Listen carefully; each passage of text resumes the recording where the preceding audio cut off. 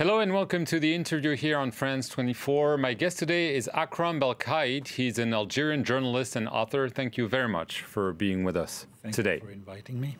Obviously, Algeria has witnessed an unprecedented wave of protests since February 2nd.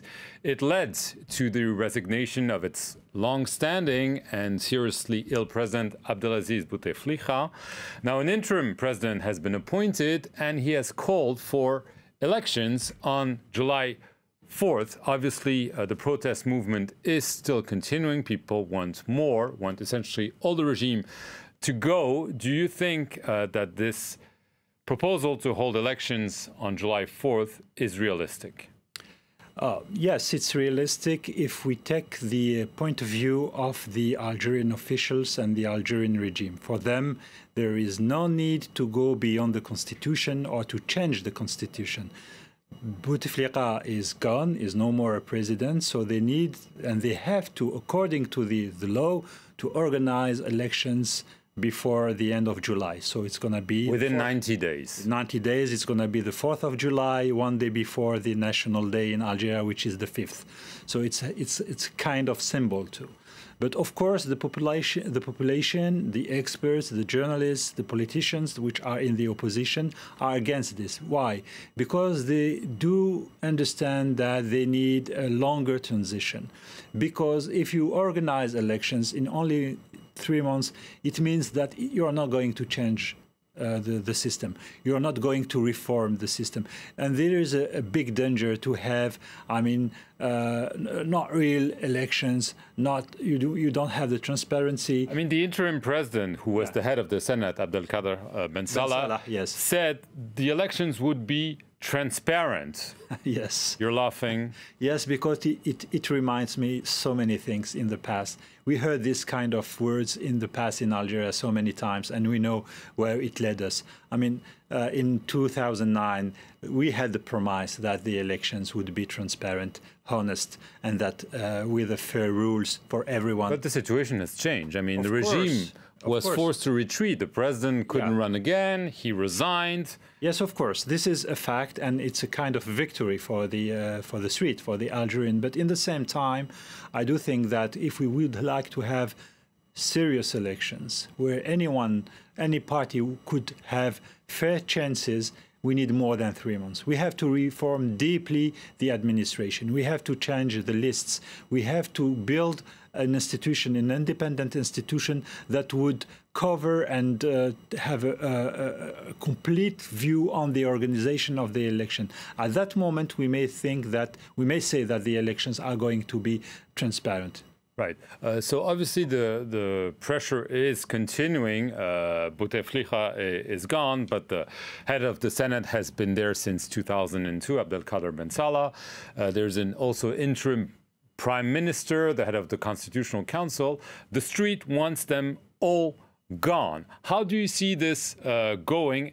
Obviously, we're going to talk also about the key role, I should say, of the army. Yeah, of course, these people are a part of the regime, but they are servants. They are not, leaders of the regime.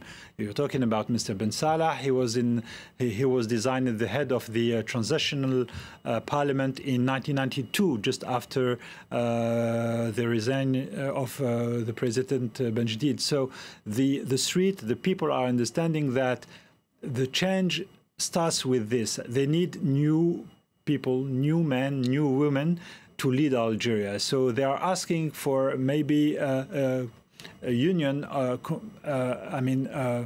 mobilization of other people that are not belonging to newcomers. Outsiders, people in the opposition, maybe intellectuals, maybe analysts, journalists, but something new that could create something new in Algeria, not a kind of change which is not a change. Right. I want to focus on the army and head of the army chief of staff, vice minister of defense, Ahmed Saleh. He played a key role. Yeah. Obviously, he was key to the regime of Abdelaziz Bouteflika. They were very close. He then essentially turned against him and forced him to resign, saying that, he listens to the people. Now he has said just very recently that there needs to be a transition according to the constitution. There cannot be a constitutional vacuum. Those are his words. Is he taking a risk of essentially divorcing with the street? Clearly, yes. Clearly, yes, but because the street now is targeting him. We see some people, some words against, not the army, against him, against Ahmed Salah, Gaid Salah. Why? Because he promised that he was hearing the street and that he had in mind the points 7 and 8 of the Constitution that are according to this Constitution that state that the people, the decision belongs to the people. But him, of course, he's in his role. I mean, he has to protect the Constitution. Right. So he says that we stay in the Constitution. But who knows? If we have, I mean, new demonstrations, if the Algerian remain mobilized, he might take other decision, and like maybe deciding to say we are witnessing extraordinary circumstances, and maybe that we have to postpone the elections, or maybe we have to have a new presidency that would be a collegial presidency. But would the army be accepted by the people as essentially overseeing the transition? I mean, could this be acceptable for the protest movement? Yes, it's partly the case due to the role, the historical role of the army in Algeria, because the Algerians have something in their mind, it's the word stability. And they know that nothing can be done in Algeria against the army. That is impossible. So they are expecting the army to change, to open the game, the political game, but they are not at the moment going to be against the army. Okay. The head of the army also sent some warnings this week. He said that foreign powers, some who've had tense relations with Algeria, were scheming against Algeria, and he warned against it. What exactly was he alluding to? We don't know. Clearly, we don't know. France? We don't know. It's always NGOs. It's not clear. It's always the same story. You know, when the Algerian system is facing opposition or new circumstances, the conspiracy theory is one of the tools that is used, one of the leverages that are used by the government to silence the opposition. So everyone in the street knows that today. They are, if we don't know where is this foreign hand coming from, and we are waiting for Mr. Gaid Salah to tell us more about this. Right. Obviously, what's happening in Algeria is closely watched by its neighbors, and some are seeing maybe some consequences. The situation is different, but we're watching closely what's happening in Sudan, for instance, and some are saying, well, this could be the second episode of the Arab Spring. Do you share that view, or do you think every situation is different and there should be no link? Of course, every national situation is different, but of course, due to the media, due to France 24, to the other media, the Arab media, everyone social networks, everyone is witnessing what is happening in Algeria. And also Sudan has a very long tradition of people going on the streets asking to remove the power. So yes, for me, there is a link. And more than that, we may say that what has happened in 2011 is not finished yet.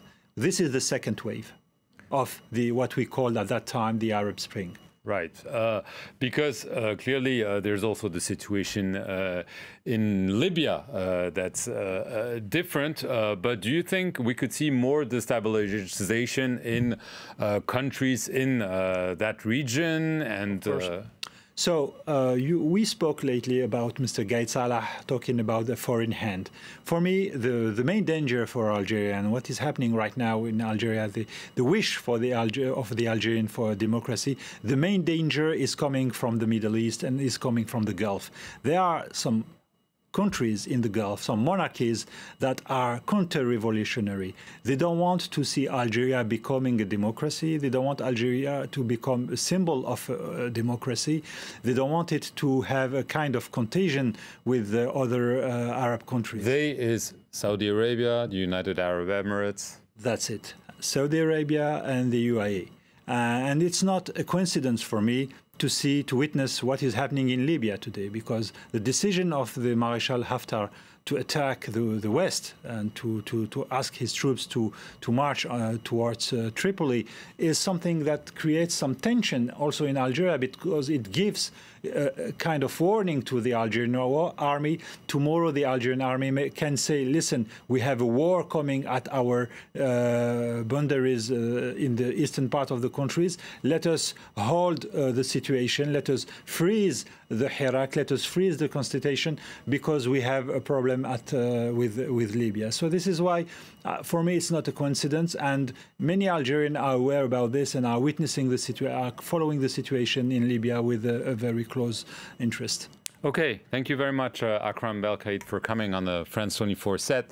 And thank you for watching this edition of The Interview. Stay tuned for more news.